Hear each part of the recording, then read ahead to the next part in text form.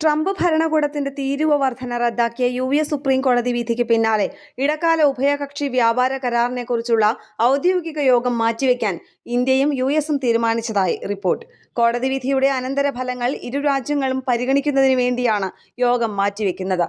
രണ്ട് രാജ്യങ്ങളുടെയും chief trade നെഗോഷിയേറ്റർമാർ നയിക്കുന്ന സംഘങ്ങൾ തമ്മിലുള്ള 3 ദിവസത്തെ കൂടിക്കാഴ്ച ഫെബ്രുവരി 23-ന് US-ൽ നടക്കുമെന്നായിരുന്നു നേരത്തെ തീരുമാനിച്ചിരുന്നത്. വിധിയുടെ ഏറ്റവും പുതിയ സംഭവവികാസങ്ങൾ ഇരു രാജ്യങ്ങളും പഠിച്ചതിന് ശേഷം ഉഭയകക്ഷി വ്യാപാര കരാറിന് അന്തിമ രൂപം നൽകാനായി ഇന്ത്യൻ സംഘം US സന്ദർശനം നടത്തുമെന്ന് ഒരു മുതിർന്ന ഉദ്യോഗസ്ഥൻ സ്ഥിരീകരിച്ചു. ഇരുപക്ഷങ്ങൾക്കും സൗകര്യപ്രദമായ പുതിയ തീയതി നിശ്ചയിക്കുമെന്നും അദ്ദേഹം കൂട്ടിച്ചേർത്തു. വെള്ളിയാഴ്ച സുപ്രീം കോടതിയിൽ വലിയ തിരിച്ചടി നേരിട്ടതിനു ശേഷം ശനിയാഴ്ച US പ്രസിഡന്റ് ഡൊണാൾഡ് ട്രംപ് ആഗോള തീരുവകൾ 10% നിന്ന് 15% ഉയർത്തിയിരുന്നു. വെള്ളിയാഴ്ചയാണ് സുപ്രീം കോടതി ട്രംപിന്റെ വ്യാപകമായ പ്രതികാര തീരുവ നടപടികൾ റദ്ദാക്കിയത്. അടിയന്തരാധികാരങ്ങൾ ഉപയോഗിച്ച് ഇറക്കുമതി തീരുവകൾ ഏർപ്പെടുത്തുന്നതിലൂടെ എക്സിക്യൂട്ടീവ് ശാഖ അതിന്റെ ഭരണഘടനാപരമായ അധികാരം ലംഘിച്ചതായി വിധിയിൽ കോടതി ചൂണ്ടിക്കാട്ടി.